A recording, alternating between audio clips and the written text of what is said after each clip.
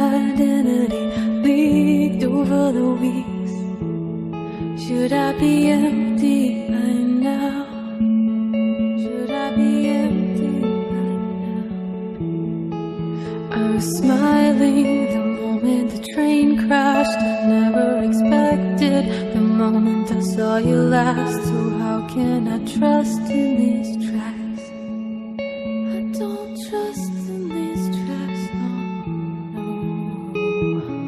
Why bother walking? It's a wasteland, and misery, it clouds the sky.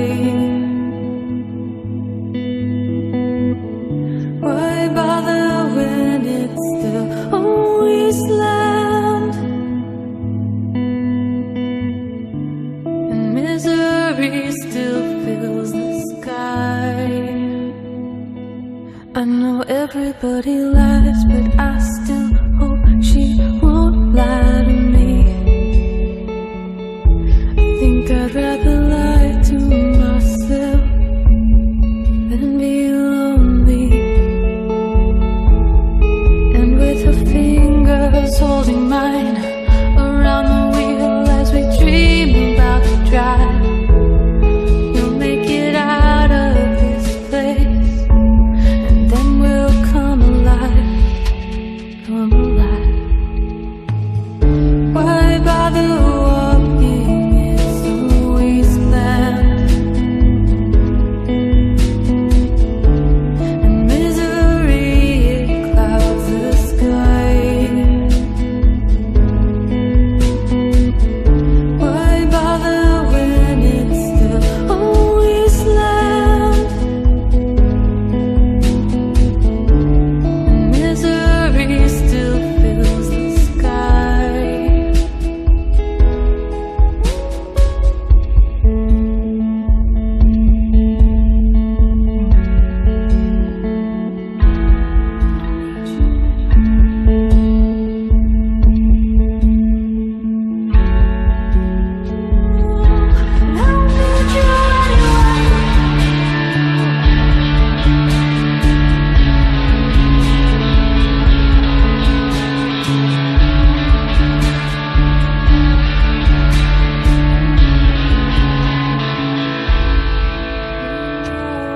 Why bother walking? It's a wasteland,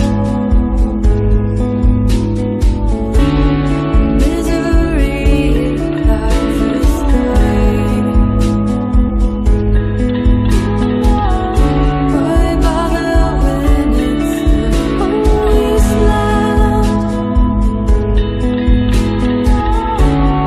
misery still fills the sky?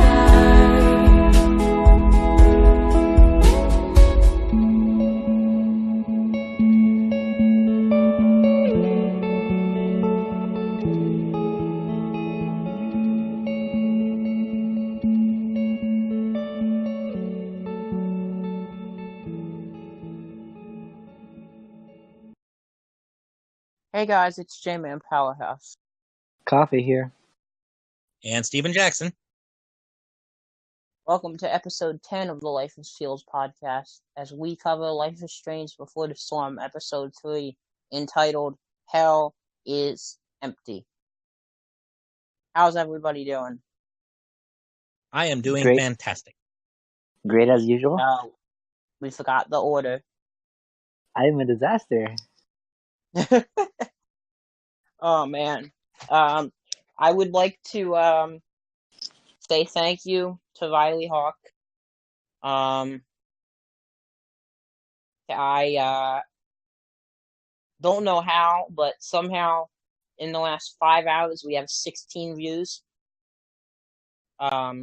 Mainly because I've watched it 16 times. No, I haven't. Mainly because I guess maybe Riley has a bigger following than we do, or maybe because people actually somewhat like what we have to say, or what I have to say, and maybe people just like me alone. So, bye. No. Yeah, we are really excited to be in partnership with Riley and hopefully at some point upload her songs without copyright infringement. Because me and her talk about that in the interview. And guys, we've reached the end of the chronological order. The end of the in chronological order. It's the end of the first Life is Strange game. If you go in chronological order, guys, we're at the end. What a start to hopefully what is many more podcasting. That made no sense. Many more games to podcast and TV shows and series and stuff like that. We really hope that you guys enjoy, and God bless Life is Strange. Steven, you want to tell us how episode 3 starts? Yes, so hell is empty, but our podcast is not.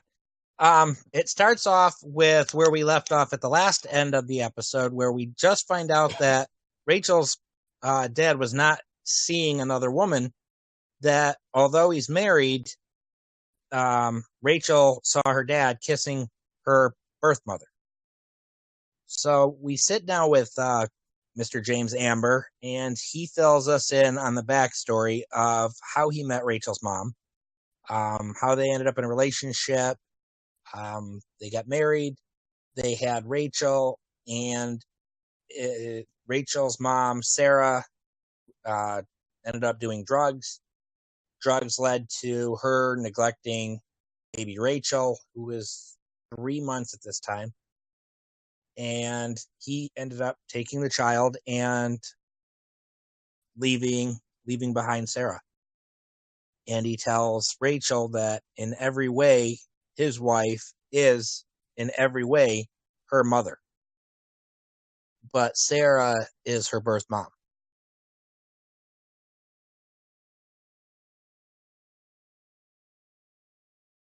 We've been quiet for too long. Come on, guys. You know when someone doesn't answer, that means we cut each other off. That would be you after coffee, J-Man. I'm eating pancakes and waffles. So we talked about at the end of my God, I can't believe at the end of the last episode how stop being politician for 1 minute and just be my fucking dad. We talked about that line. This part of this to me, it doesn't make any sense. Is Mr. Amber tells the story. Who would take money to stay away from their kid? You guys, coffee? Say something. I don't know. Drugs are a bit of a slippery slope. You start off thinking you're in control, like, oh, I'm only doing it every now and then. And you start kind of becoming dependent on them, and if you try to start, you got I forgot the word is. But then I don't know. I think it's I don't know. Things start happening because you're getting off of the drugs. You become addicted.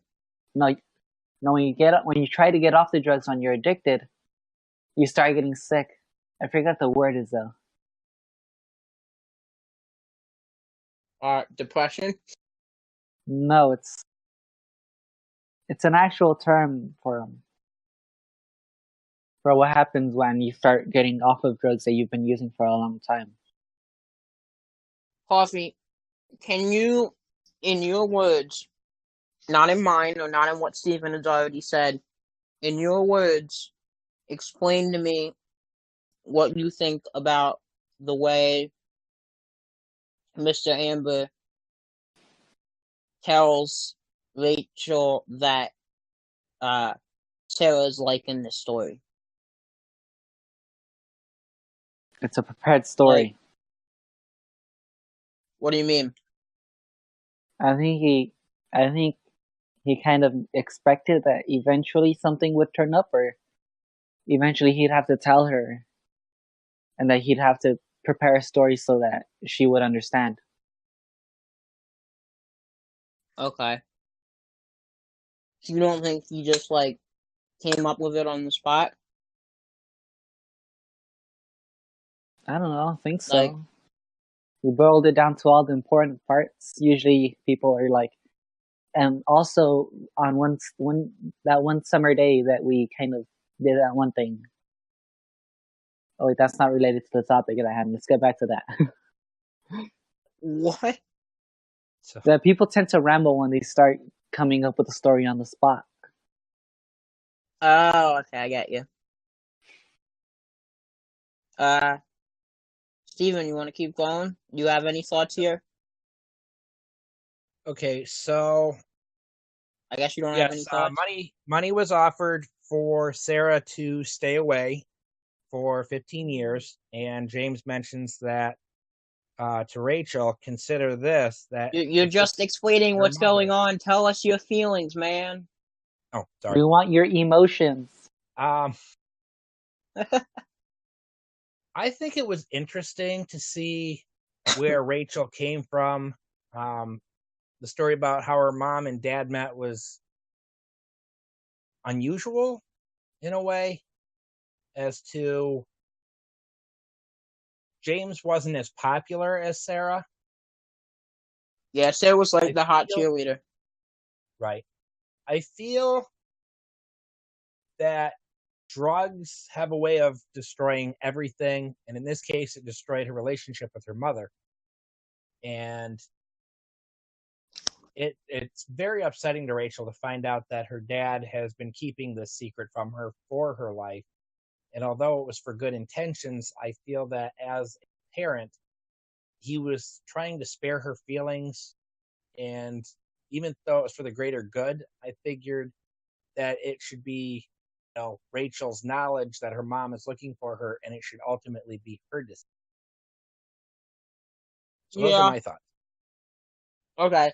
We just want to get across that as much as you are a memory bank, and that's all we use you for. No. Well, yeah, pretty much. That we kind of want to know your emotions too, because that's important. So, let's keep going. Coffee? Oh, not coffee. Steven? Jesus Christ. Can I have some um, coffee? so Rachel gets upset and runs upstairs away from everybody, and James is asking you to go up and check on Rachel. Rachel trusts Chloe. Rachel doesn't think that Chloe ever lies to her. So by this point, as you can guess, the Arcadia Bay trip is postponed for now. But you go up and you talk to Rachel, and she's emotional, which understandably so. You find out that she's big into astronomy and stars, so you've got to lift her spirits. And she opens up to the fact that the stars are beautiful, and she used to love the stars. But what happens when things block your view from the beauty, and it's clouded all this beauty with negativity? And in a way, she is right. A lot of people overlook the beauty of life because of all the negative stuff they've been given and the obstacles in their life, that we fail to see what's right in front of us. And I think if we were to slow down and take the time to look around us, we would see that beauty instead of letting life pass us by. Oh no. Steven's got emotions. Oh no. Everyone has emotions except me now. Oh no. Yeah. We talk about here, especially, how connections are made, sometimes, meaning that the way people act, or the way people, how do I put this nicely? The way people are sometimes reflect what they're into, and sometimes it doesn't. I don't know. The stars is a really interesting topic. I thought they were gonna say Pluto was a planet, to be honest with you, but that would have gotten it. Then we would have had a big debate if Pluto was a planet or not. But I don't know. Coffee, what do you think about the stars and everything else? Viva la Pluto, forget you.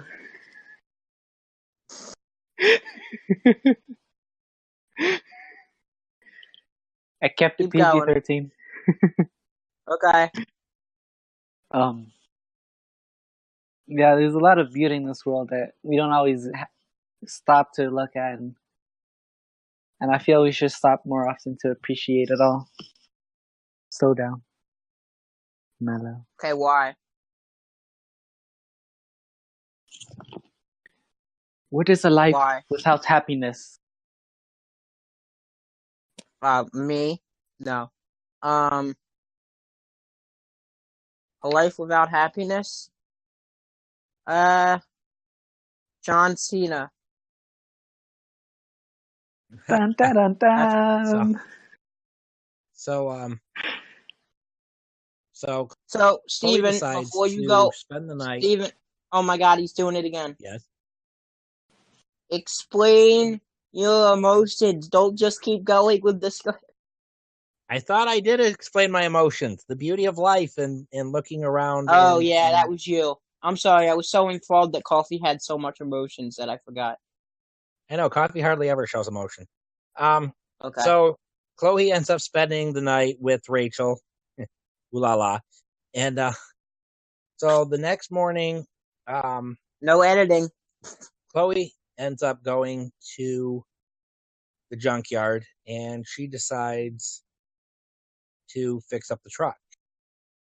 So she decides she's going to need tools, and she heads to her house, and she's trying to sneak in. She takes herself a shower. She puts blue streaks in her hair, which, I mean, it's not a full head, but this is where the blue iconic hair starts to come in. And on the way down, she notices that David and her mom are in the kitchen cooking together, and her mom's teaching David how to cook, and David's having, some fun with her. And she realizes at this point that her mom is starting to be happy, and although she doesn't care for David, she needs to open up her own feelings in respect for her mother, and how her mother's feelings need to override her own.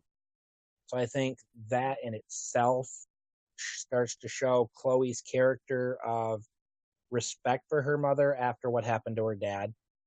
I feel like David is making the effort to be somewhat of a family man, but Chloe ends up running into Joyce, and she wishes her mom a happy Mother's Day because it is Mother's Day, and she tells Chloe that before she's going to leave, that David has something he wanted to say, and David ends up apologizing for searching her pockets in chapter 1. And he talks about the war, and him and his best friend, when he was younger, would get into all these problems, and when they got home, they were going to cause all kinds of havoc and rebellious mischief. But his friend didn't make it. He got hit by an IUD roadside bomb. So he knows what it is to lose somebody that you're really attached to, and that even though Chloe had lost her dad, he would be willing to help her overcome her grief of losing her dad. And it's at this point you really begin to understand David on a personal level. I feel that, he's opening up to Chloe, again, trying to maintain a level of respect as a family unit, if you will. I feel that he's making the effort, and Chloe starts to show a little bit of respect for him, although she does know a little bit that it was her mom that got him to apologize in the first place. And then she tells her mom that she appreciates everything she's done for her, but she has to get back to help Rachel find her mom. So in that regard, Are you just gonna roll through the whole script and not let us talk? I was gonna say, in that regard, does anybody have anything they would like to add? Yes, you're fired. No. Yeah, I think it's interesting that we talked about how her and oh my god, Chloe and Mr. Matson or David don't get along well. But it's a key. Stepdad, stepmom, step anything. It's important for you to get along, and I understand Chloe is feeling with emotions of not getting along. You guys can hear me, right? Yeah, you're good. Okay. With not getting along. I was just asking because my internet did a random toll and it says I'm not on the internet, but somehow I'm connected. So we talked about how it really is important. It's important to get along. And that's really what life's all about, is getting along, and you have to find ways to be able to get along in those scenarios. Coffee? David has some really good character development there. You got to see that. Yeah, he's been really mean, but that's how that the way he sees it, he's been trying to do some tough love, try to get her ready, because he's been places and he's been hurt, and he doesn't want her to feel so much pain. Yeah, he really does care about her. He has really good character.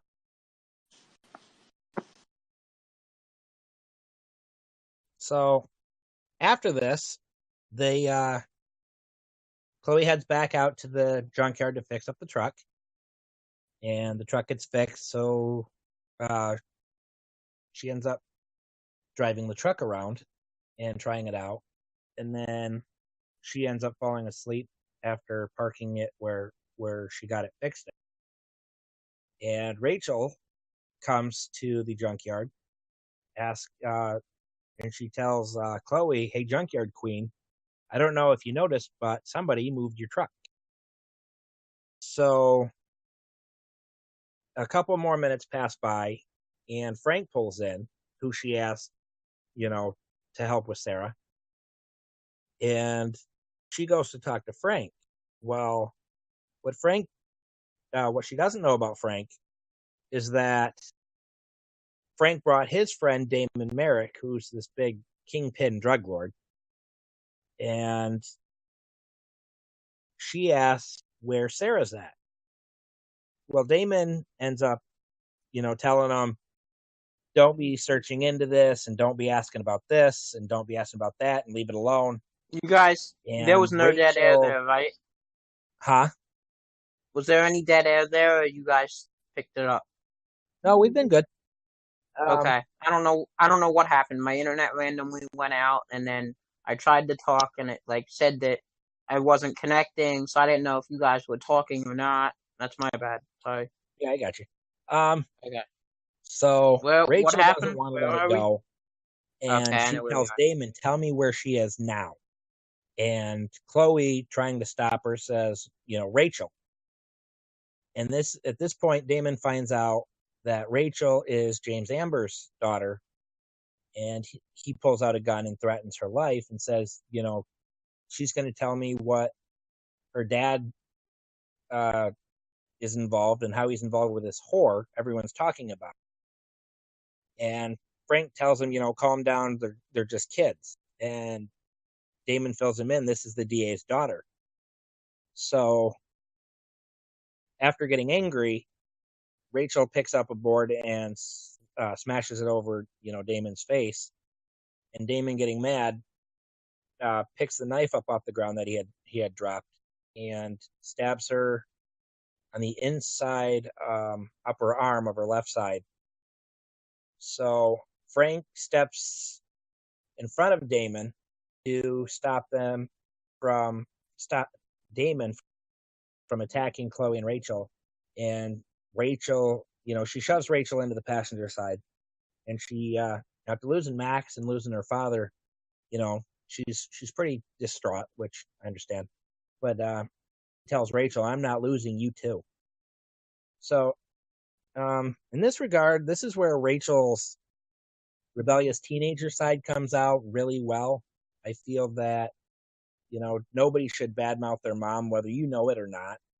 Everybody's got their mother. You should never, you should never insult them. Mom, I have a shirt on. Leave me alone. So, Steven, did you hear what I said?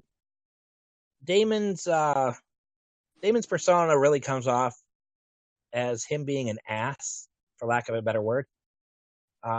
He's a bully. He's used to, getting his way. He's a take charge attitude kind of person. Fuck you, Coffee. So, those are my thoughts and opinions. Anybody else? Yeah, Damon's just, in my mind, Damon's just not a cool dude. I don't know. I don't know. I don't see Damon as a cool guy. I feel like Damon should, how do I put this nicely, try and be better. But, sometimes that's hard, So I don't know. But I feel like, yeah, Damon's just an asshole, in my opinion. Coffee? He thinks he's like the cartel when really he's just got a really good connection. He's a really good supplier. Yeah. He's the middleman, but he thinks he's the big boss. Yeah. Steven, what are your Coffee, by the way, fuck you. Steven? When and where? We've covered everything with Damon and Rachel. Chloe, like I said, Chloe's already lost a lot. So, her to have the possibility of Rachel bleeding to death, that's just an added thing on her plate she doesn't really need.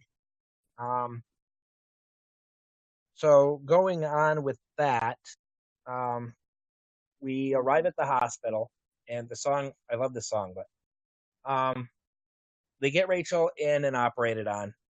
And after, a couple minutes of firefighters coming in, fighting the fire that Rachel started, working with Rachel, James comes out and tells Chloe that everything's going to be fine.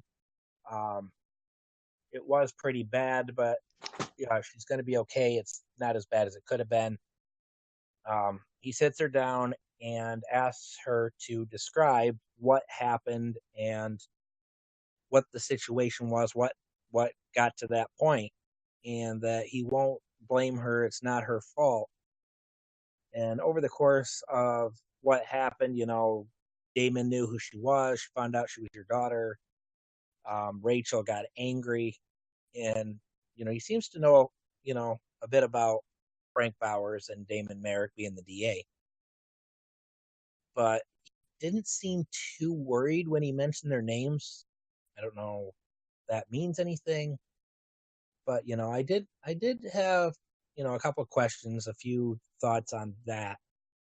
But knowing Rachel was gonna make it through, that was pretty cool. That's where we're at this point. So we gotten to the part where we find out the secret or not yet? No? Okay. Where at? Never mind, I'll bring it up when we get there. What I was gonna say is that emotions. God damn it, Coffee, me and you have different mindsets tonight. What I was gonna say was that it is important. I don't know. I just feel like the shit. Fuck. The emotions. We talk about the emotions all the time, and the emotions in this game, and just the emotions general in life. It's really important when you think about this game. I don't know. It gets a lot worse. What I was trying to say is, have we brought up the connection between Mr. Amber and Damon yet? We have That's what not. I was. No. Okay. Well, spoiler alert. I guess we'll get there. Coffee? This is a Christian Minecraft server. Do not be cursing, okay? It's my server, bitch.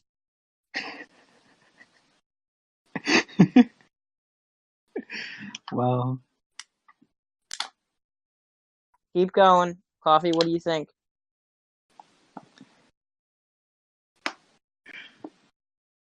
Coffee?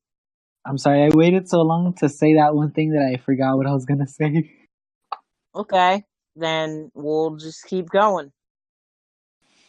So at this point, she goes in to check on Rachel, and Rachel tells Chloe, that even though she got stabbed, she would still like to meet her mom.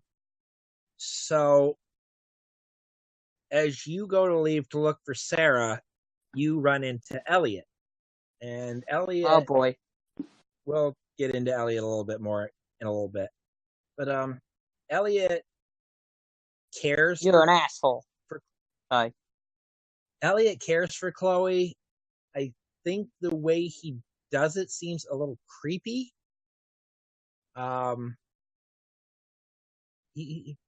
conversation he has with Chloe makes him seem a little clingy. I mean, you don't know much about him other than the fact, he's friends with Chloe.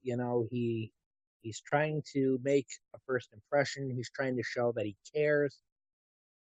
But, you just, something about the way he looks at her makes him seem kind of creepy. Yeah. But Rachel asked for Chloe to check her dad's office while they're in the hospital. So Chloe ends up leaving the hospital to go check the office.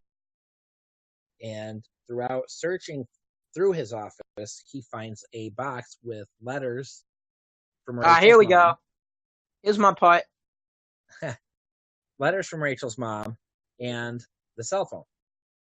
Well, if you read these letters, which some people forget to, it shows that Rachel's mother was trying to establish a connection with Rachel.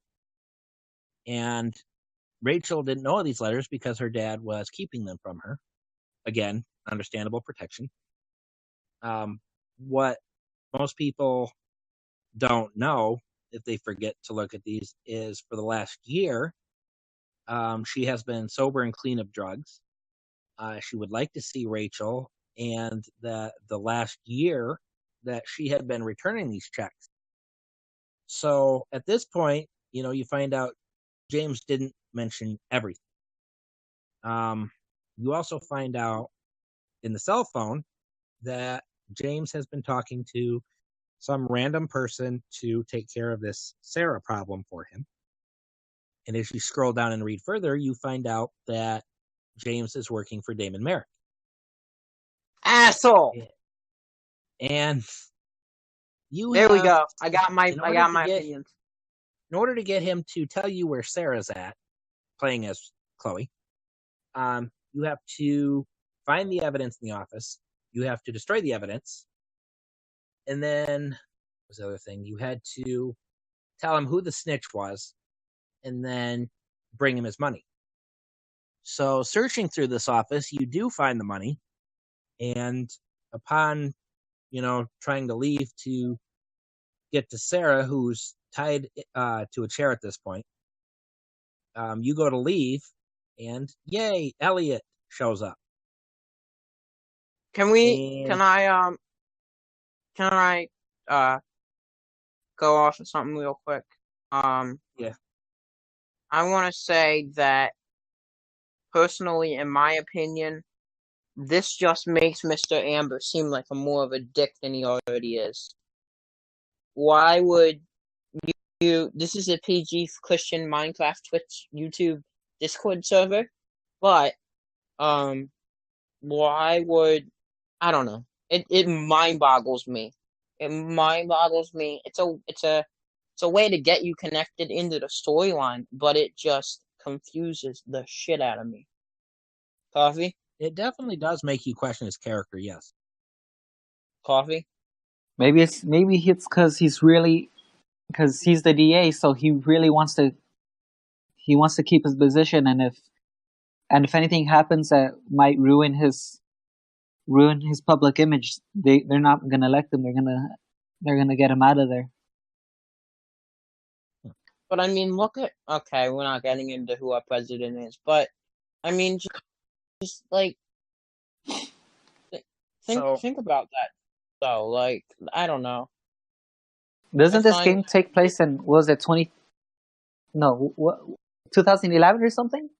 Or 2013? No, I think it came out February of this year, honestly. On disc, anyway. No. I mean, in the game, what year is it?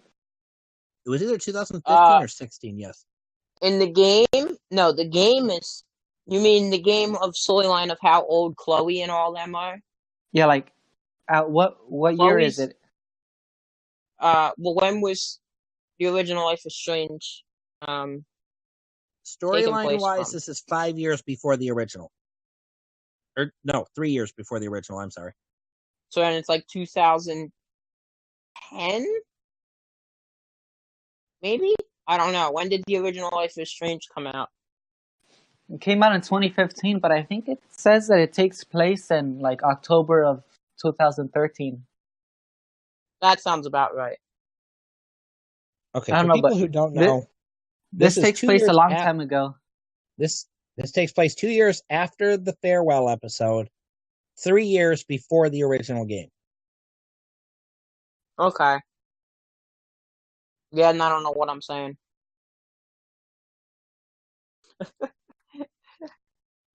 So Obama was still president, so they're still during a time where people cared about having competent people in office.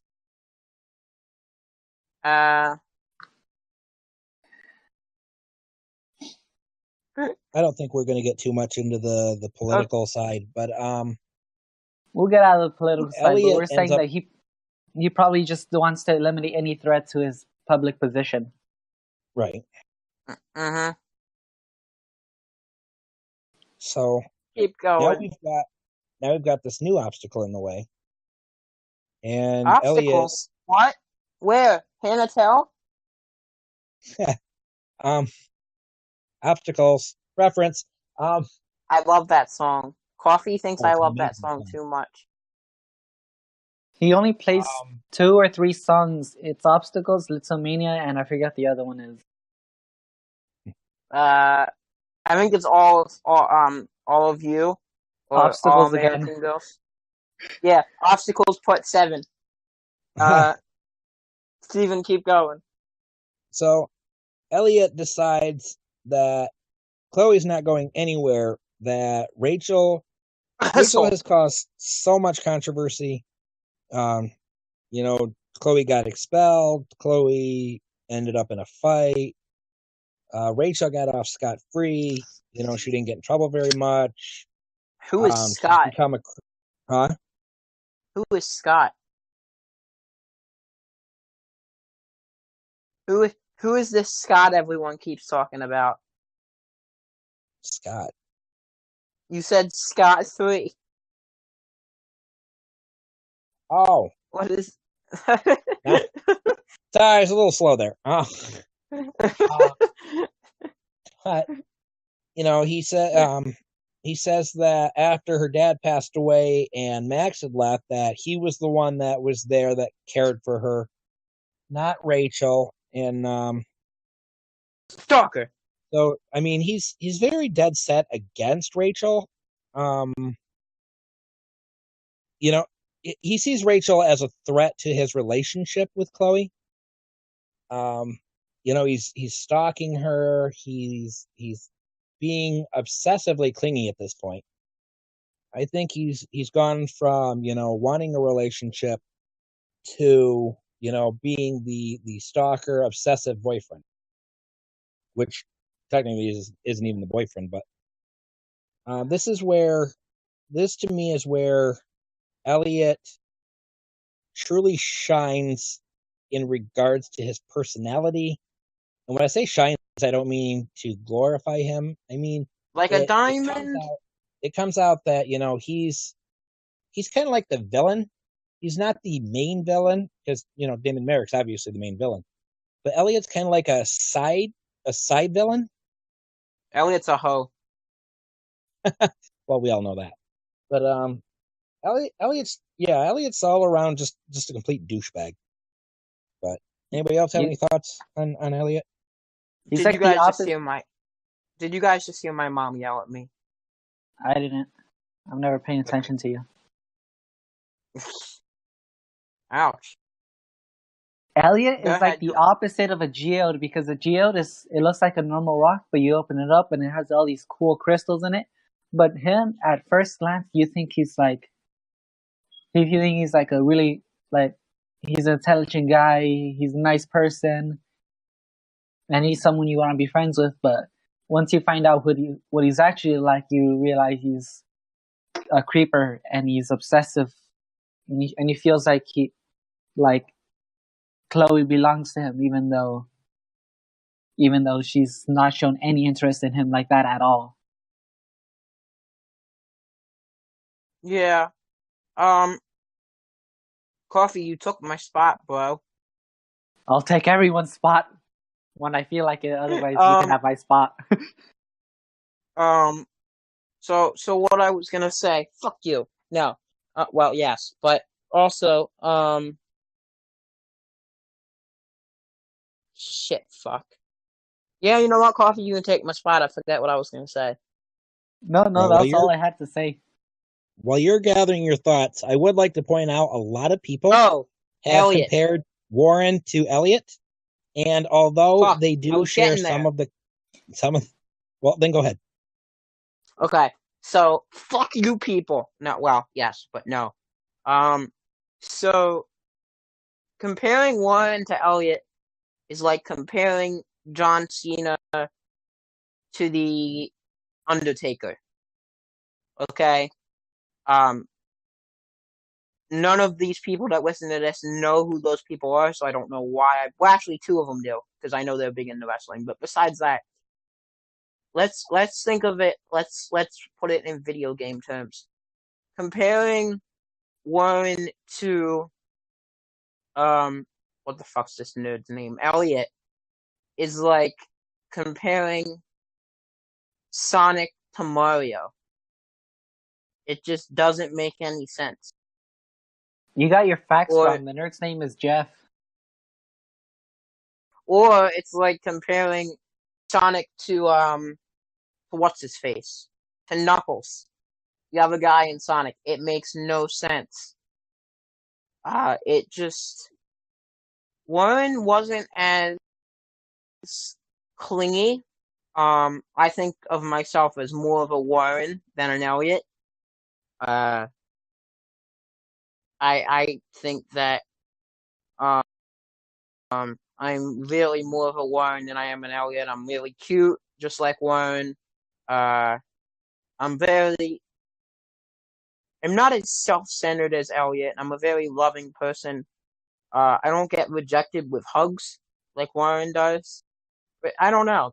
I just I don't know. I feel like I'm more of a Warren, but I guess for what he was given, the voice actor for Elliot did okay, but he sounds stalkerish. Again, I don't like to call voice actors out because before you know it, the guy who voice acted Elliot's gonna come onto my Twitter and say, "Hey, you want an interview?" And I'm gonna be like, yeah, but I just completely derailed your character."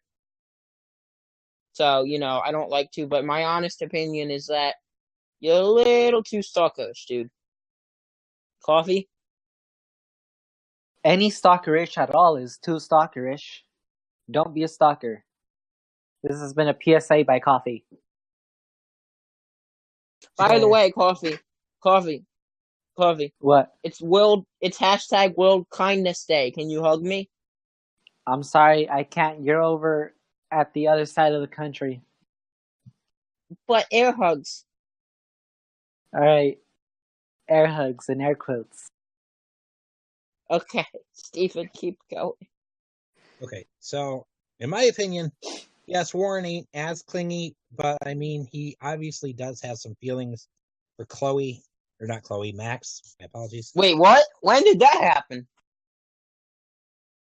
Warren When did had Warren? attraction to Max.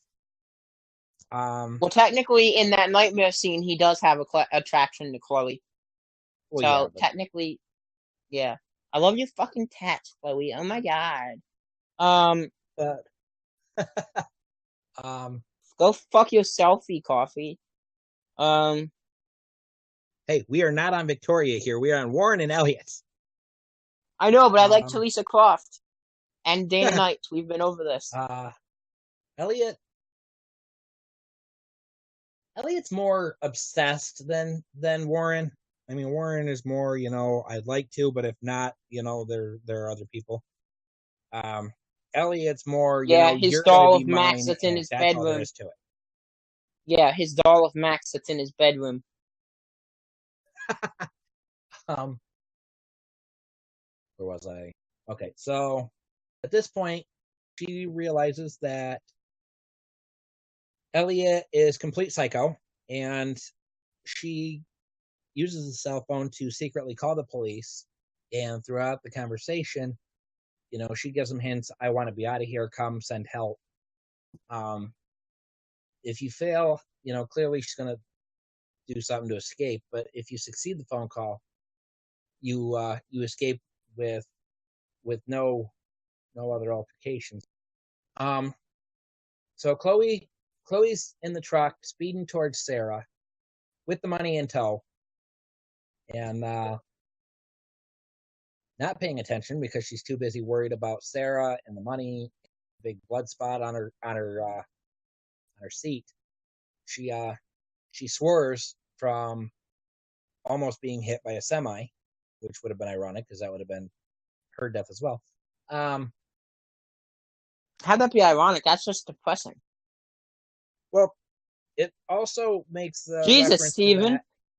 It also makes reference to that in the original game, due to the fact that of chapter 3 and 4, but we won't mention that here. So she ends up having a conversation with her dad about truth telling and if she was ever lied to by him. Which, I mean, obviously, he can't really say anything since he's already passed away. And then she ends up getting to the What are you nightclub. talking about? William's dead? You know this from Farewell episode. What? Who is William? William's Chloe's dad. What is pineapple pizza? We should get on with it. Anywho, get on with the show.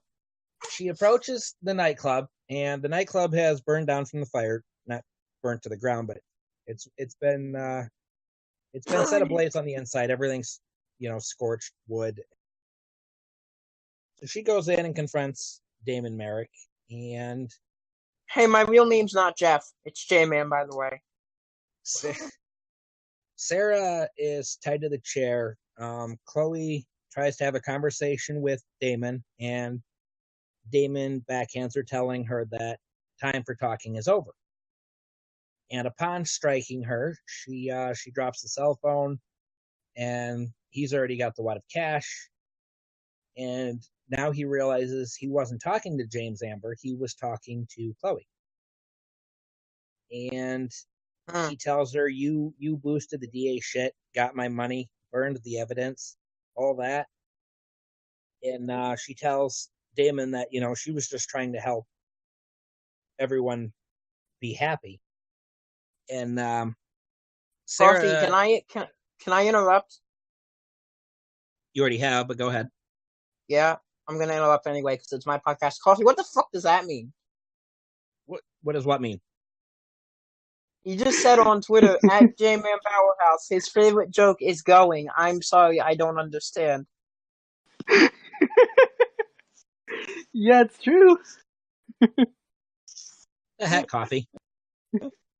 Fuck you. No, you shut the fuck up. Asshole. Okay, anyhow.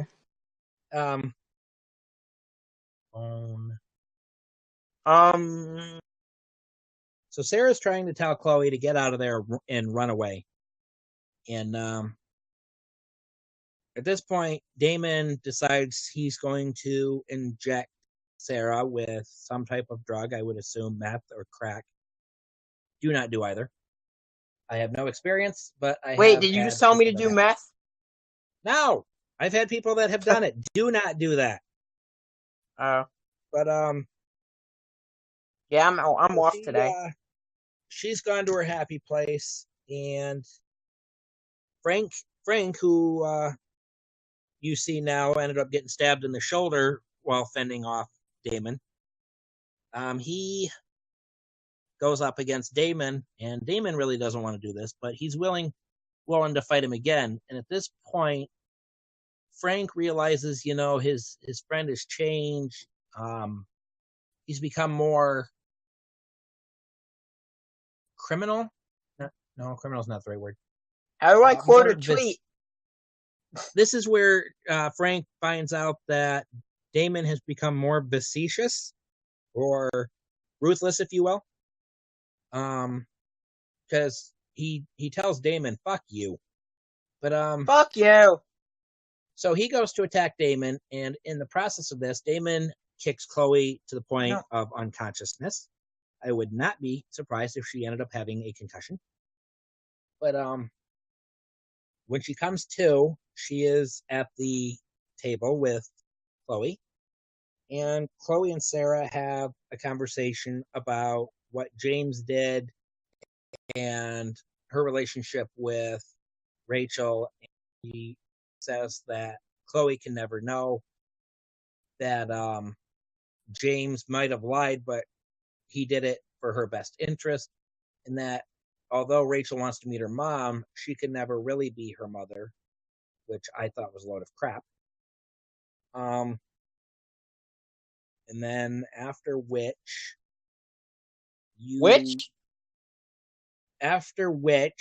Sarah leaves. So, I mean, at this point, you've clarified that James is an asshole. You have clarified that Chloe does care about Rachel, and you've also verified that Frank actually does have a soft side for Chloe. Strong feelings, but, a little bit of, she's a kid, I don't want to see her hurt, she's been a client of mine, but she's still a person. And you see this because in the previous chapter, he does end up saving Pompidou, which most of you who have played the original Life is Strange will know who Pompidou is. Pompidou is, at this stage, just a puppy. But he saves Pompidou, and so, I mean, it's not really surprising that Frank is a person with feeling. I think that he has been hurt in the past, which has him hide his feelings. I also believe that he doesn't show a lot of feelings because he needs to put up a front of being a respectable drug dealer. But I feel like he cares more than he shows. And it's evident because Sarah tells Chloe that Frank had taken care of Damon. So, I mean, at this point, Damon's gone, Frank took off, Sarah is questioning meeting her daughter, and Chloe is just trying to be there for Rachel and to make everybody happy. And I don't think, making everybody happy is doable. You're never going to please anybody all of the time.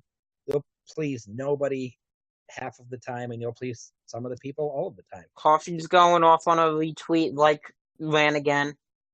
But so, J-Man, any thoughts on the Sarah not wanting her to meet her father or don't ruin her father's life for her? Yeah, sorry, I was low key listening. No, I was listening. But as I was looking up something that I have to promote at the end of the show, but I will eventually promote it. So once we get to that, I'll oh, Coffee saw it. Okay, Coffee knows what I'm talking about. Once we get to the end of the show, I will promote it. Yeah, I mean, we talk about how much this game emotionally means to us. We know how much emotionally. You guys can hear me, right? I'm walking, so I don't know if you can hear me. Yeah, I can still hear you. Guys, We hear you. Okay. We hear you going up. Nope.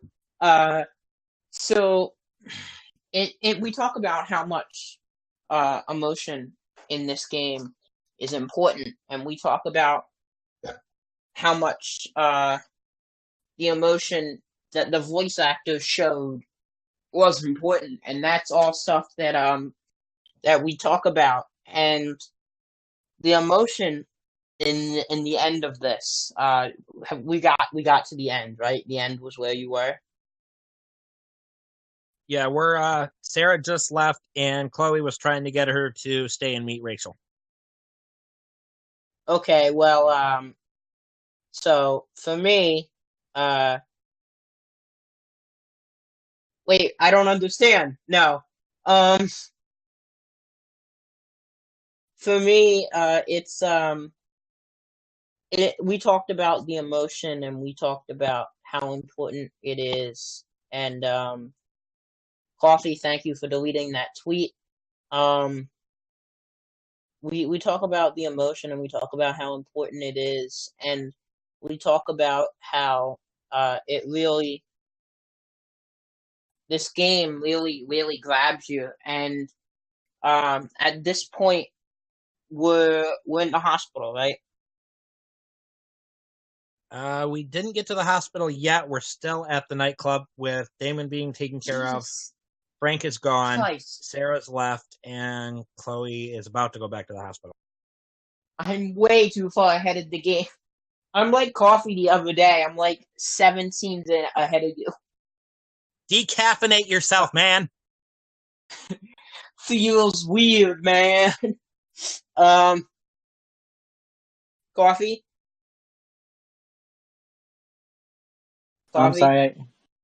Stop tweeting about me on Twitter, and go ahead and give your comments. I'm sorry. Where are we right now? Are we at the hospital yet, or? Oh my god! I don't understand. I don't understand. What are they doing? At this point, I feel like we should just go to the hospital. So, Steven?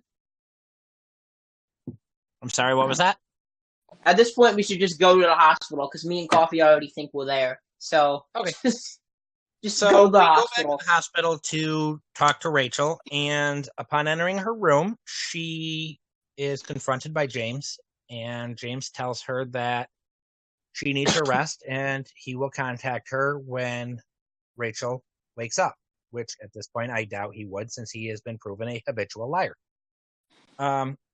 Chloe starts to hear Rachel as Rachel tells her dad, I'm awake. Can you give me and Chloe a couple minutes?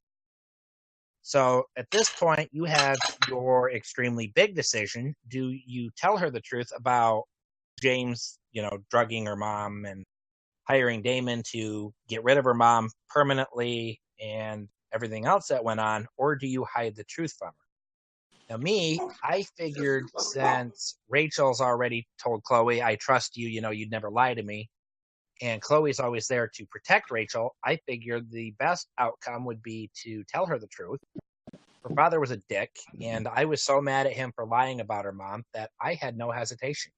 She had every right Did to you know. guys hear? And whatever happened. You guys didn't hear anyone else there, did you? We heard you. Was there anyone else? No? I heard you. Did it sound like a girl? You're not a girl? No. You That's only news to heard me. me? Yeah. Wait, what? You only heard me. You didn't hear anyone else. No. Okay, good.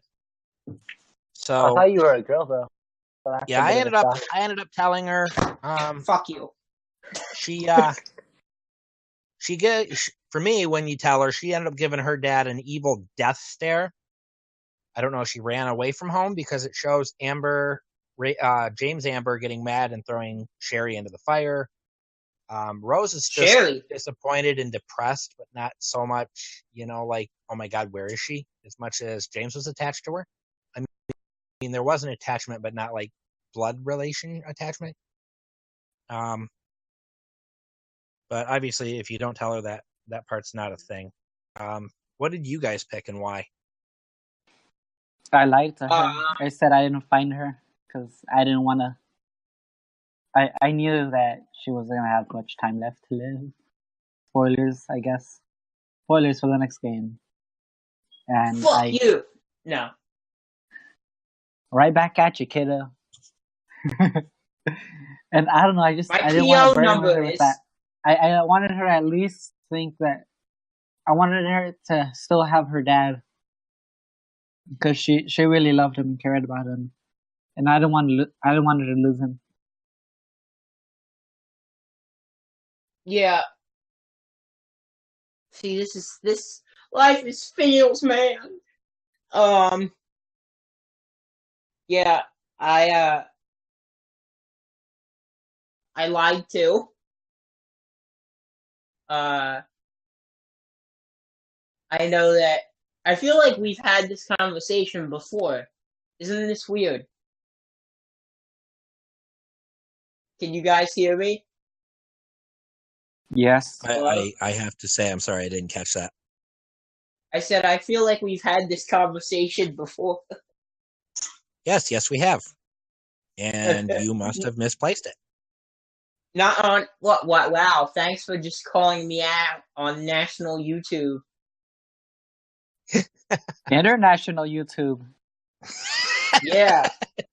You just completely called me out on international YouTube. At least you didn't tell him what happened. He became a nerd. And Wait, what then he happened? stopped being a nerd.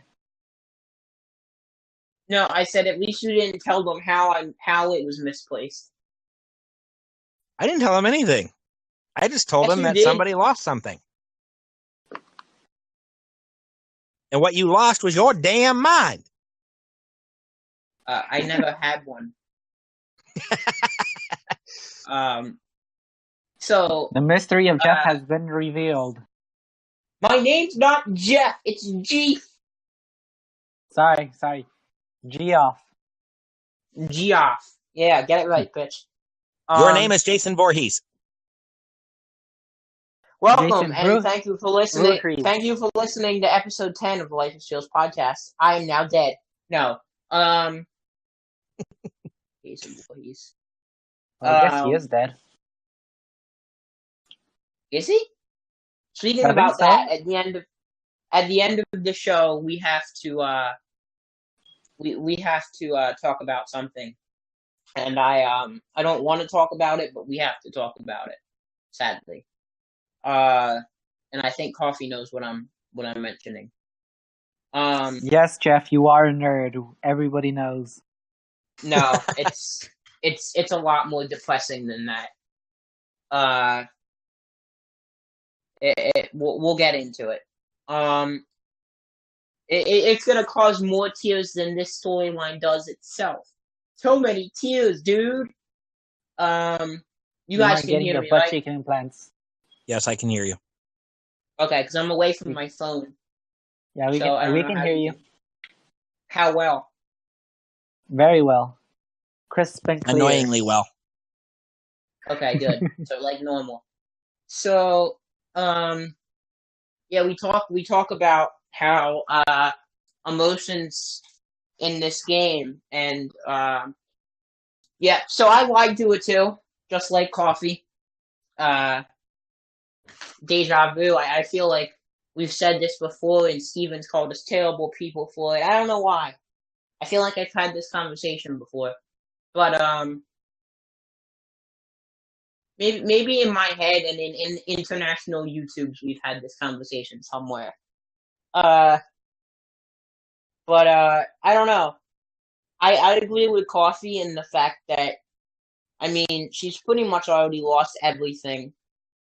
What are you gonna what are you gonna tell her? Are you gonna tell her that you're losing your dad now too, or are you gonna tell her that you're gonna you're gonna die, or stuff like that? You know, it's a hard thing to it's a hard topic, and this game does a good job, and always has done a good job of broadening hard topics, and for that, you know, we always we always give this game credit, but you know, sometimes talking about it is a lot harder because you know, it's hard. It really is, and the topics sometimes this game uh goes over. I'm good. The topic sometimes this game goes over really means a lot, and sometimes emotion. What? Choosing not to tell her is not the answer. Truth will always prevail. Although I do see your point, because to each their own. I mean, life is strange, I guess. Jesus Christ. Yeah. I don't know. I just the heartstrings, man. For us, for okay. So I feel like Steven's answer is going to be different. But Steven, considering you played this first, I have a question for you. Okay. Did the storyline in Life is Strange, the original, make more sense after this? I feel it did, because I said in the first episode, I had never played the original. I didn't know what it was about until after I had played Until Dawn and looked up choice-based games. So this came up, and as this came up before the Storm came out on disc, and I decided to give it a shot. And after playing this in order, I found that playing it in order gave you more of a sense of understanding than playing the original first, because then you don't know anything about what happened, what happens, or what took place, what takes place, however you want to word it. So I feel for me to play it in order makes more sense to me than somebody that skips around in timelines. Okay. Yeah, that makes sense. So Coffee, I have a question for you. Coffee, What's up? can you explain in words, not in animal noises, but in words, how well this video game franchise does at pulling the heartstrings? Oof, I guess I Like, won't be able to use that expressive dance I had prepared. Or should I submit that video anyway? no, seriously. Like, can you explain to me in your words how well this video game franchise does at pulling at the heartstrings?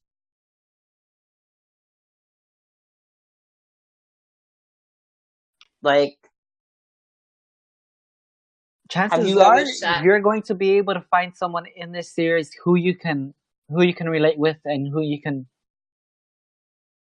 bond with, because there are all kinds of characters out there who can connect with all kinds of people, and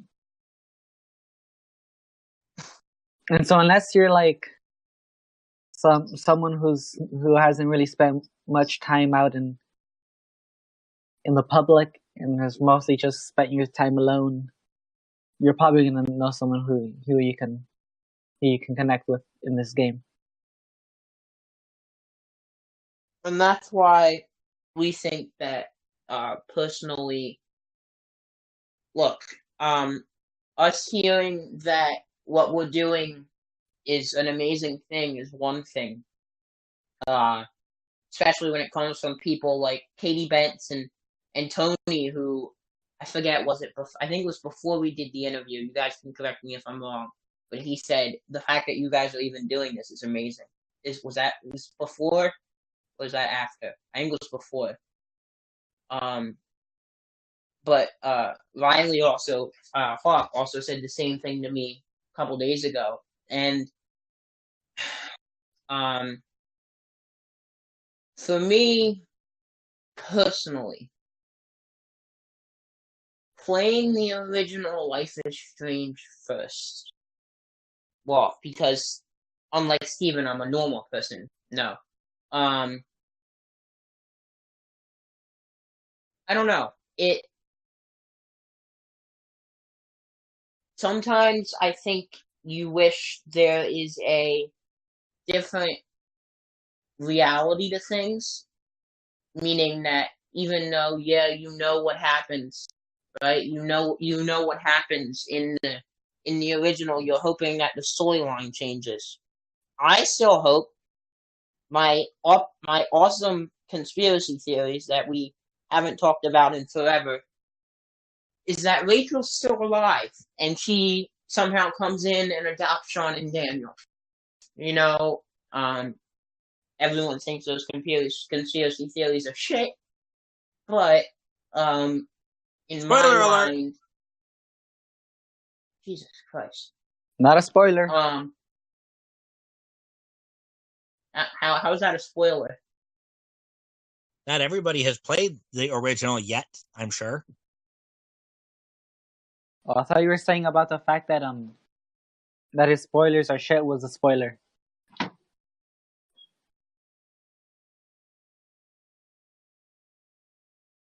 I'm pretty sure everyone listening to this has played the original. Steven, I think you're just a rare person. I'm pretty sure everyone listening to this played the original first, except you. I could be wrong. Hey, maybe they came over here from the Life is Strange too. What? I mean, Life is Strange 2.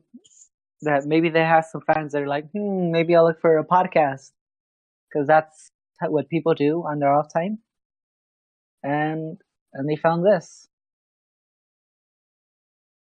Well, if you've stayed through 10 episodes, you might need to go see a medical person, because I don't know how you're still here.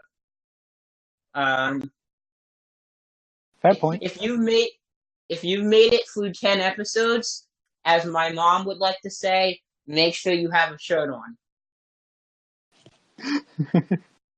No, keep your shirt off. Keep your shirt off. But the thing that I mean is that emotionally, this game just pulls at the heartstrings, and here comes the emotions again. Let's see if I go off on a tangent. But emotionally,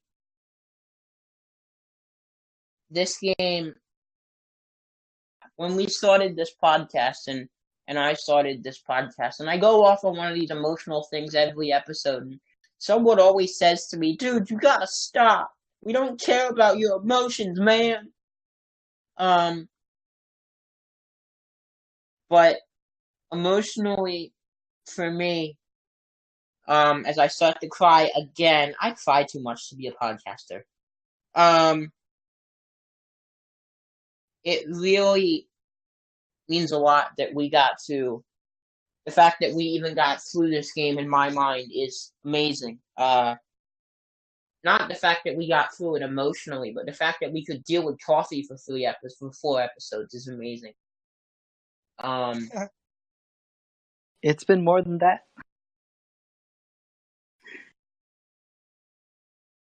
Oh, has it? Wait. Like 5 episodes. Or Wait, or Coffee, 6. how long is Coffee? How wait, hold up. Hold on. Right, so it was, Coffee. wait, what number did you say? Because I thought I heard you say 3 or 4.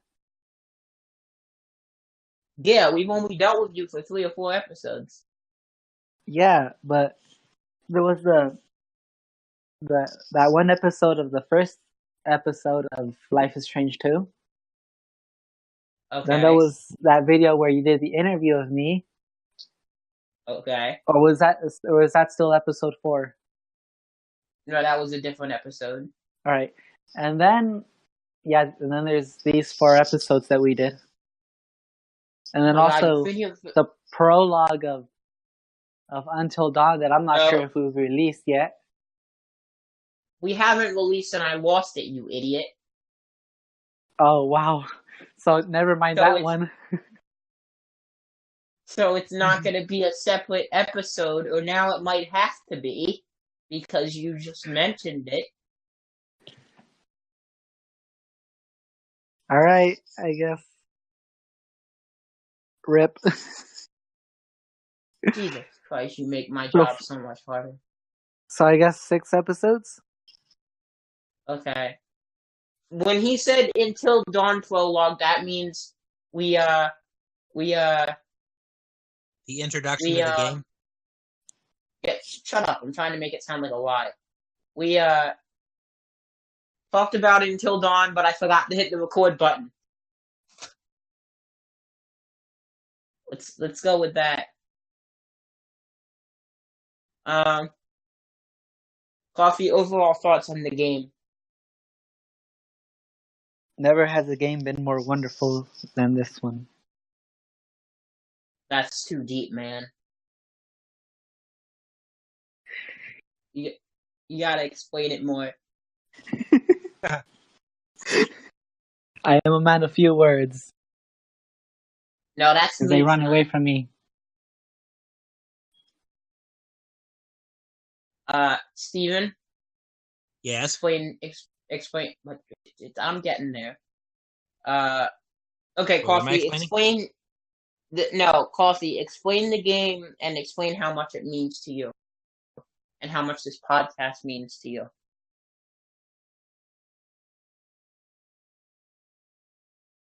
Coffee. Coffee! Okay, fine. Steven, explain the game, explain how much it means to you, and explain how much this podcast means to you. Well, the podcast, first and foremost, is an amazing part to be a part of. It truly is an honor to be working with you two. The game in itself as a whole... More emotions, man!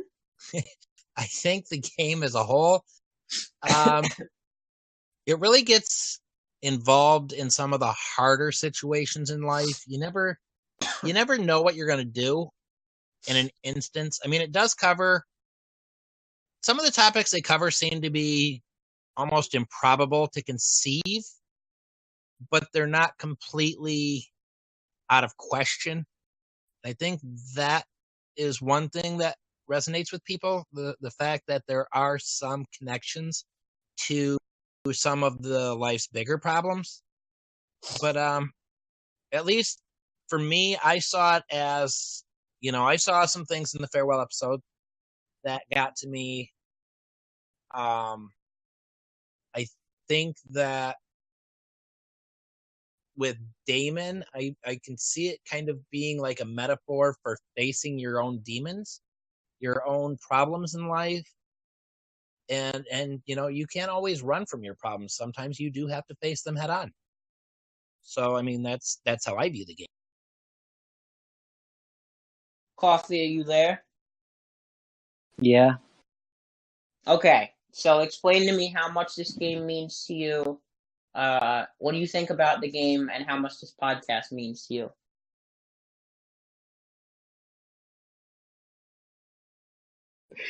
Man. Well, I'll start off with saying about the lake ramp. That's not how You'll I'm gonna start off start by off. talking. I was gonna say I'm gonna start off like Steven, and I'm gonna start off with the podcast. I'm gonna say that you invited me over to the podcast when I kind of my job finished, and I didn't really have any friends that I could talk to at the moment, and I was kind of lonely, and you know, it was really nice that you invited me over and had me here to talk about these things with you. I'm gonna cry.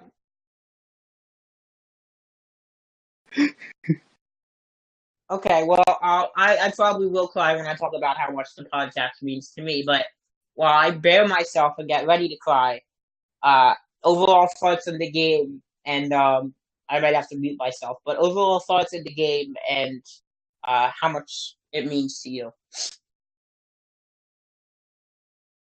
Mm-hmm. Can you? Are you? I always have a bit of trouble collecting my thoughts together because they come out in forms of letters, not words.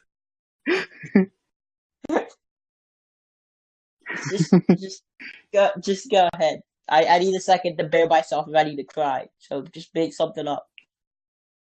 Deja ver, ¿cómo lo puedo decir? Que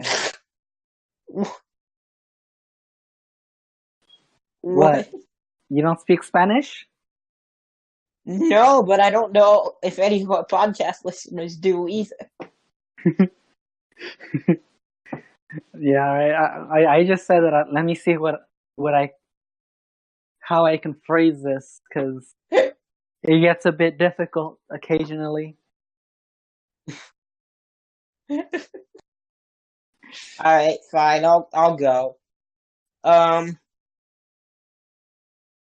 Thank you for listening. No. Wow. I'm actually gonna go the other way because I'm gonna wind up crying, and I don't want to cry in the beginning because I'm a stupid nerd. Fine, I said it, Coffee. You can't stop crying. And so I'm gonna start off the beginning. How much the game means to me. Coffee said it earlier.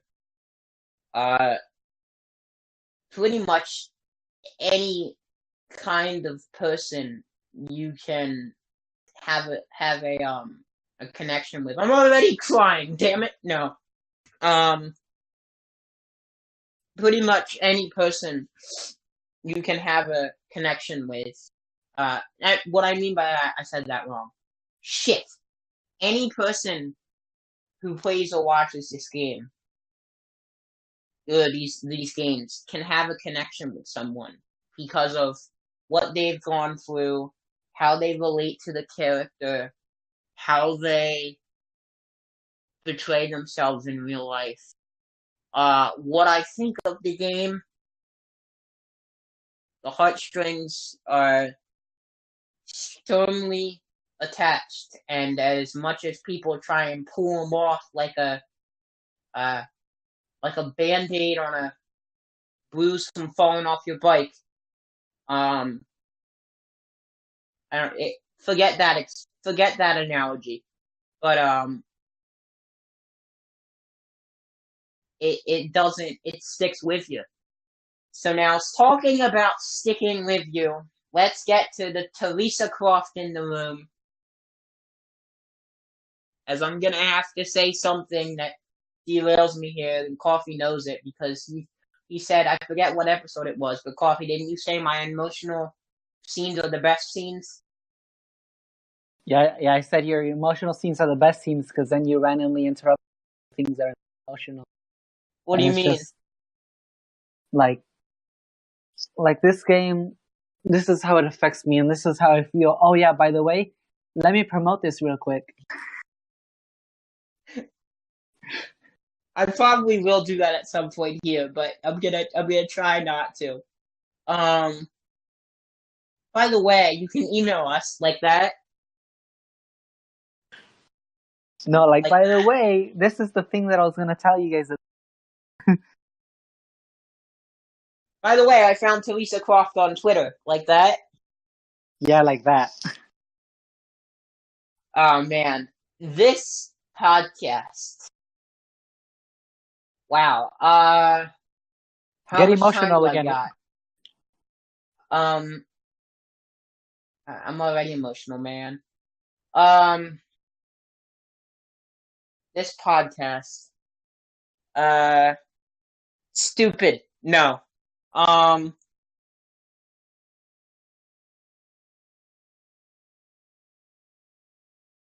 So growing up, and I know I talk about this a lot, but I really want to get this point across, and I sort of talked about it in my interview with Riley Hawk, like that coffee.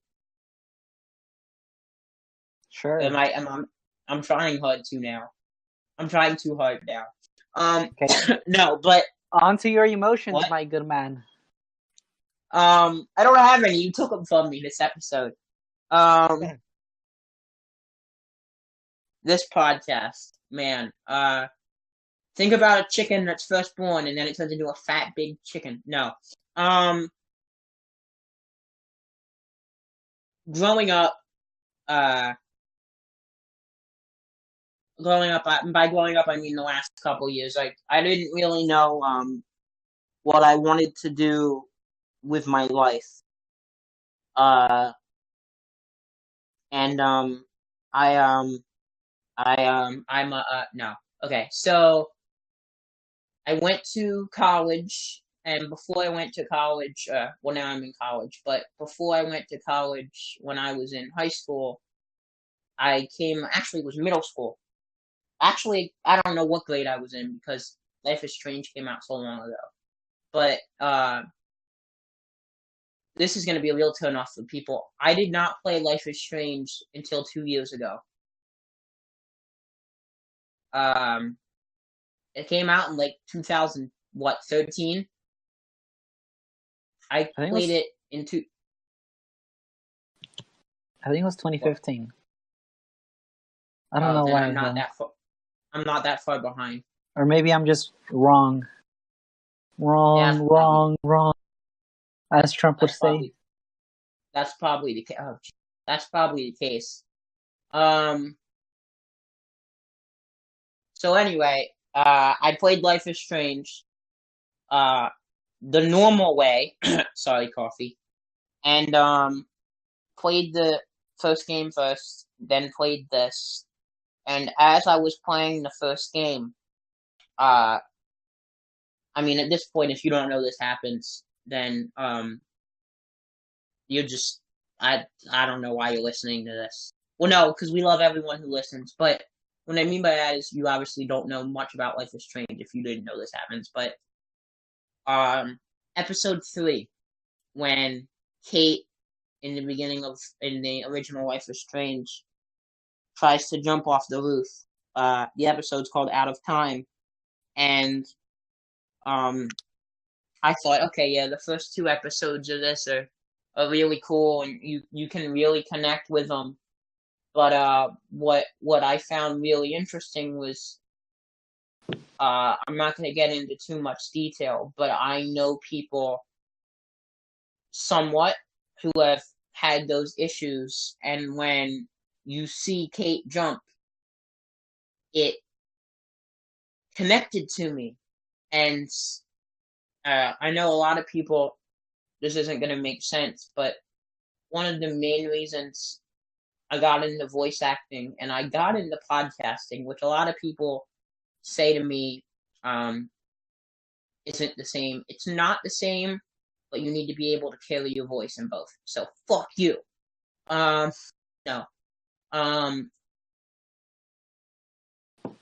With that scene with Day and with Kate on the roof, and the line of "Angels need angels," Max, and I thought, this character in this modern day's world is making a difference.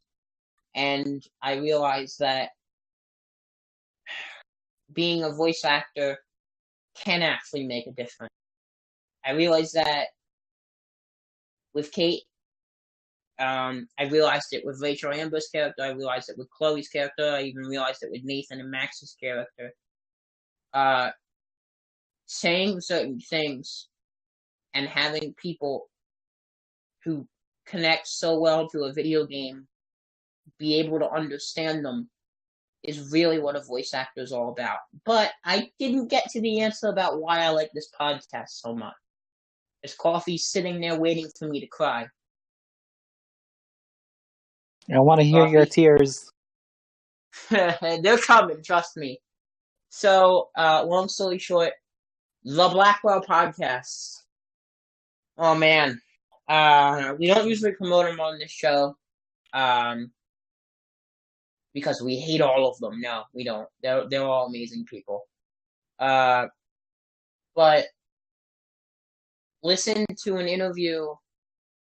I had listened to podcasts before, but I listened to an interview with Nick Schreiner, who voiced Nathan in what was it? Life is Strange. Jesus Christ! What did I just say? What was it? And he had an interview on the Blackwell podcast, and he talked about how he didn't know much about the character that he was given. He just knew what was going on and how it was going to happen. And he said that when they gave him the character of, who was it? Who's that weird, not the weird kid. Who's the kid that asked to sketch you? Daniel? Right? Is that the Yeah, I kid's think it's name? Daniel. Yeah. When he said when he was given the character of Daniel, he talked to, I forget what this guy's last name, but every voice actor brings him up. So I'm just gonna probably buffer his last name, so I'm not even gonna say it. I'm just gonna say his first name, but Phil something. The voice actor director. I don't know if you guys have heard of him. But he said what he said to him was that, and he said this in numerous interviews. All he was told about Daniel was that he was Spanish, and he connected those dots and made Daniel. This was really fun. He made Daniel into the guy from Puss in Boots, and I thought, wow, someone's ability to be able to. Okay, you really want to know why this podcast means so much to me? We would love to know. That's one of. We want to hear your manly tears. I'm not editing any of this out, by the way. It's because we're here. No, I hate all of you. No, so I came up with this idea when I was 4. No, I came up with this idea, I don't know, about a year and a half ago. I think it was before the storm even came out. It was before the storm. It was before the storm. As confusing as that sounds. And I came up with this idea, and I was actually, as weird as this sounds, too shy to go through with it. And since I was too shy to go through with it, I said that, shut up, Jeopardy! I said that, I'm sorry, my TV turned on and Jeopardy was on. I said that, to myself, that, okay, eventually I'm gonna do this, and I set a goal. And Coffee talked about how, I hate to bring this up to you guys, but you two were not the first 2 people I asked. Understandable. I'll accept that. Actually, Steven was like the 3rd person I asked. So If we were the first people, that'd be a weirdly high success rate. Steven was the third. Coffee, you were the last resort. No. I think Coffee was actually the fourth. So yeah, you have somewhat of a high success rate. Yeah. As surprising as this is. Now whenever I ask someone to be on this podcast, their reaction is, "But that Coffee dude's there," and I just go, "Oof, that's mean."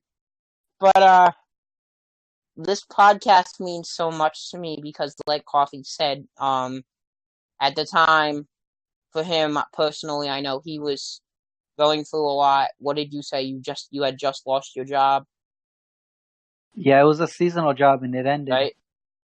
And so It ended. How? Yeah, the fruit ran out. Oh yeah, I forgot that's what you did. Yeah, I was working in a packing house, and since there wasn't any fruit to pack, and we were seasonal workers, they just like, all right, works then. You can all go home now. So yeah, Steven's a whole different story, man. I asked him, then I think he thought it was like a scam because I asked him and then never responded to him for what, like 4 weeks?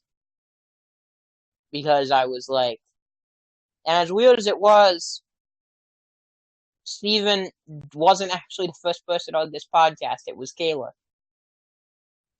who was the first person I asked. Zeitgeist was the second. Steven was the third, and Coffee, you were the fourth. So actually, all of the first four people I've asked have been on this podcast. But fifth was Charlotte. So this podcast, in one word, dedication. You will not find, here we go, you will not find, well, at least in my mind, 3 more dedicated people than us. That sounds like we're calling you all out. What I mean by that is that, okay, I'm going to change my word. Heart. The amount of heart that the 3 of us have about video games, about each other, about the world, about Donald Trump as president, about how much of a nerd Coffee thinks I am, about random things like finding Teresa Croft on Twitter, about this game, about Until Dawn, about my dogs who never stop barking, about this podcast in general. The word I can describe this podcast is heart. There is no day, and I've said this before and I'll say it again, there is no day I come home from college and think to myself, oh, Coffee, I gotta fucking talk to that idiot. I think it while I'm talking to him, but I don't think it before I talk to him. But while I'm talking to him, I'm like, why do I talk to this person? No, I'm kidding. But heart. The word is heart because of the dedication, because of this, well, there's no skill here involved at all. Because of the love. As much as Coffee says he hates me inside, I think without me, Coffee'd be doing nothing but sitting and watching TV all day. Which is probably what he still does anyway. But, I also occasionally take care of my nephew. Hut. Meaning that naming a podcast Life is Huts doesn't make any sense. But when you name it Life is Feels, the connection of the feels to everything else is Hut.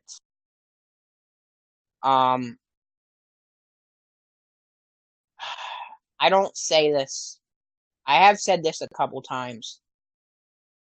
The most fun part of my day is coming home and doing this. It's not my number one priority. It's one of my number one priorities. Sadly, my number one priority is college work, which I can't get out of. But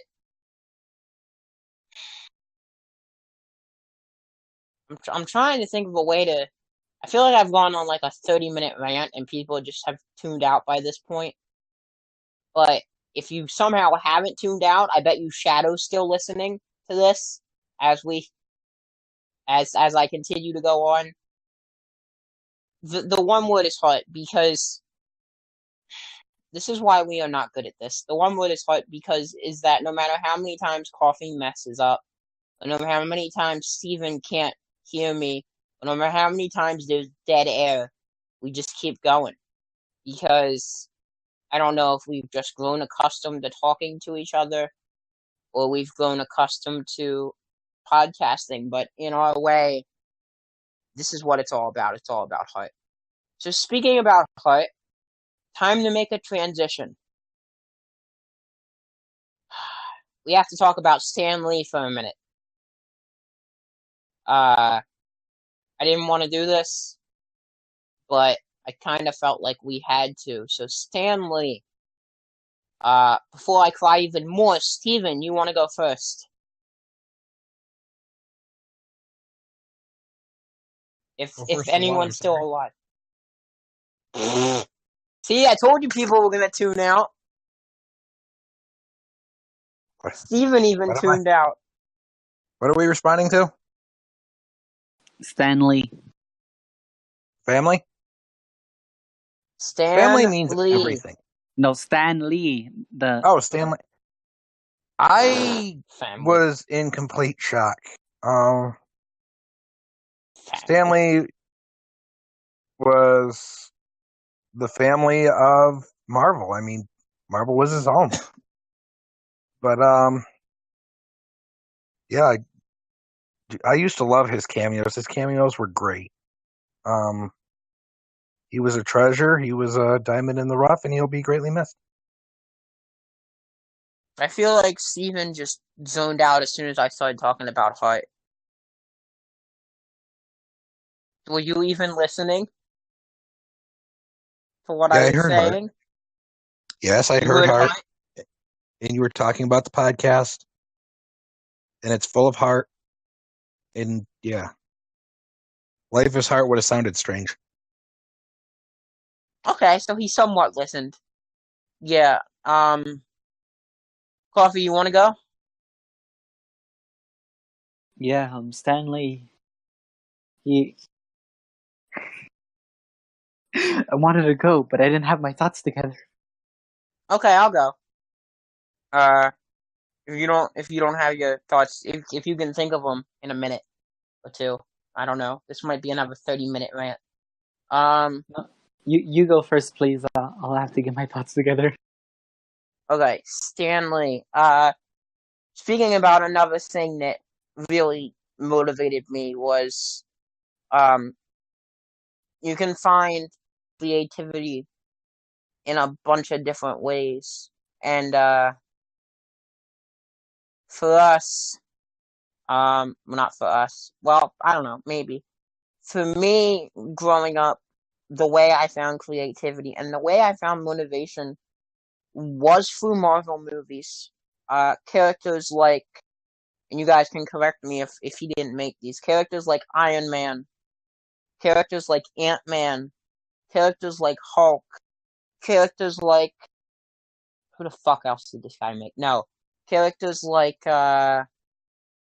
he makes Spider-Man? He made Spider-Man, right? Yeah. Characters like Spider-Man. Characters like Wonder Woman? No, that's DC. No, that's DC. Oh, Jesus. Oh, just God. think Infinity War. He made the Guardians of the Galaxy. He made Captain America. Characters like Captain America. Characters like Thor. I know he made long ass Thor movie. What was that one? That Thor Ragnarok that was like 5 hours Ragnarok. long or something. Well, it was like 5 hours long. It felt like it was 5 hours long. 2.5. Yeah, it felt like 5. What else? I know I'm missing a couple. Hulk, Captain America. Doctor What's Strange. that? Doctor Strange, Daredevil. Iron Fist. Iron Fist. Lucas Cage. Lucas Jessica Cage. Jones. Jessica Jones. I got it now. Stan Lee was involved in the Agents of S.H.I.E.L.D. show, which I watch and maybe hopefully eventually will get to, but I don't know. I might just get to it by myself because I love Agents of S.H.I.E.L.D. Agent Carter, the thing they did with what's her name, is behind that. Peggy. Peggy, yeah. And then they went on to do Sharon Carter. Sharon Carter. What was the other one? Shit, there was one more show. God damn it. Yeah, so Stan Lee really had I don't know if this is a show you're referencing, but it's not Marvel. He did play a very minor role in the movie Big Hero 6. Yeah, that's what I was thinking. Big Hero 6. Yep. That is not a show. I'm sorry. I'm out of it. Too much emotion for one podcast. Stan Lee, I said this today. We were going over about this in a college class, and I said this today. Stan Lee represents Marvel. And now that Marvel is gone, now that Stan Lee is gone, Marvel's going to change. And it's going to be up to other people to continue the characters that Stan Lee has left. And it might be hard for them to do that. It's gonna be hard for them to do that. But Stan Lee has left such an amazing mark that, I don't know. If you ask me one of my biggest idols, I would say Stan Lee. And I'm not just saying this because the guy died yesterday, or how many of the days this is from when I upload this. But, Stan Lee is be amazing. We're all gonna miss you, and thank you for everything you did. Coffee? And Stan Lee? This is what I was gonna say. Since you were talking about cameos, Stan Lee actually showed up in the Princess Diaries 2, and I'm not completely sure why. He showed up in what? In the Princess Diaries 2. And I'm not completely sure why. I gotta watch that again now. He just did he just did random cameos, I guess. Yeah, I don't know, maybe he did a favor to a friend of his, but I'm not sure why. I don't know. But I don't know. Okay. Stanley made a wonderful universe for us that anyone can enjoy, and I don't know. It's just, for some reason my mind is like, he's been around for so long. I feel like he's gonna be around longer. His work will. Go ahead. No, you can go. I'll just go real quick, and then you can go. His work, like I said earlier, his work will always In remembrance of Stan Lee, can we all get an Excelsior on 3? 1, 2, 3. Excelsior! Nobody really? I did it. I'm just sad.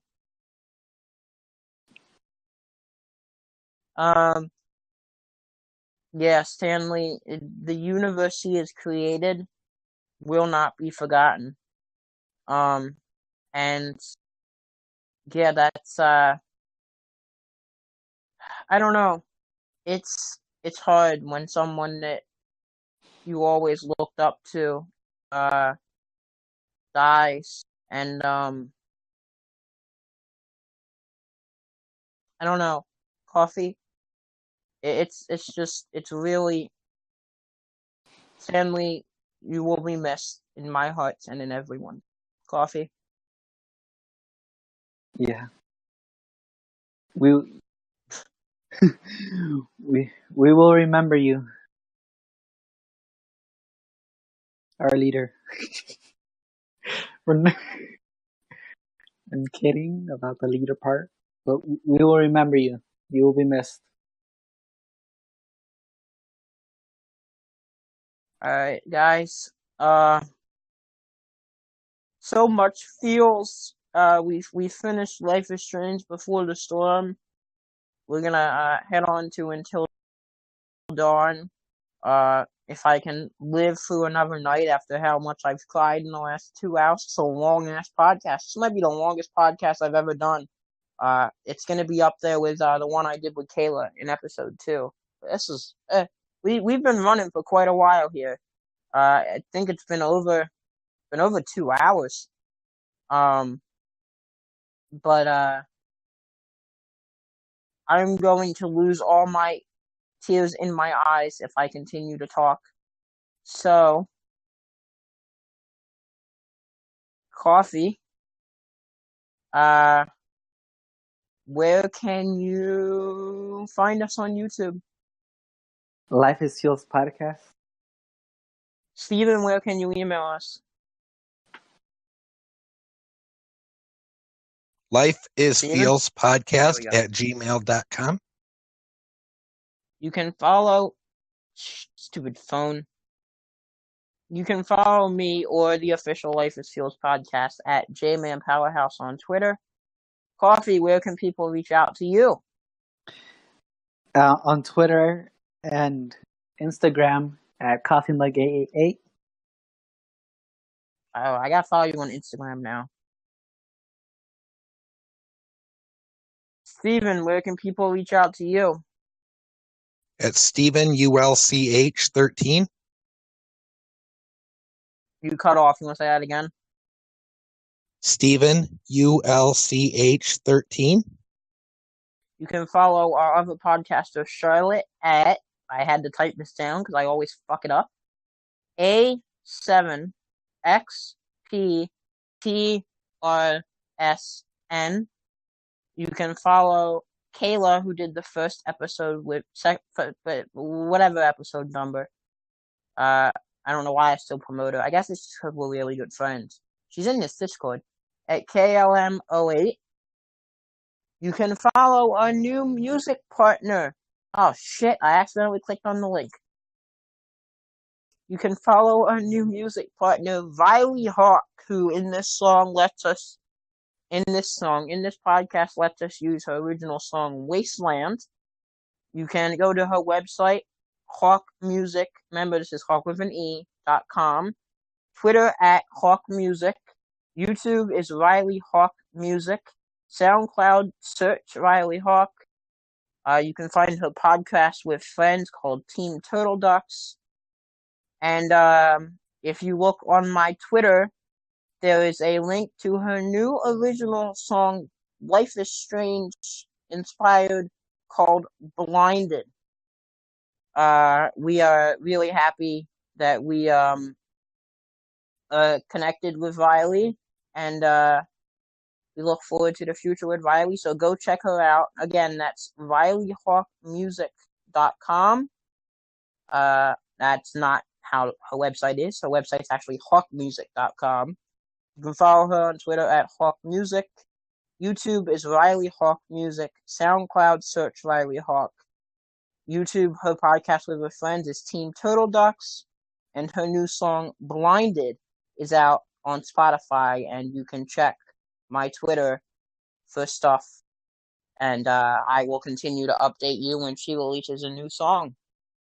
What a feels episode. We've gotten through Before the Storm. For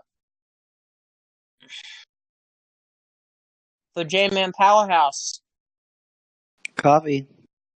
And Steven Jackson 13. Hell might be empty, but our story isn't. Thank you for listening. We'll see you next time. And remember, folks, life is feels.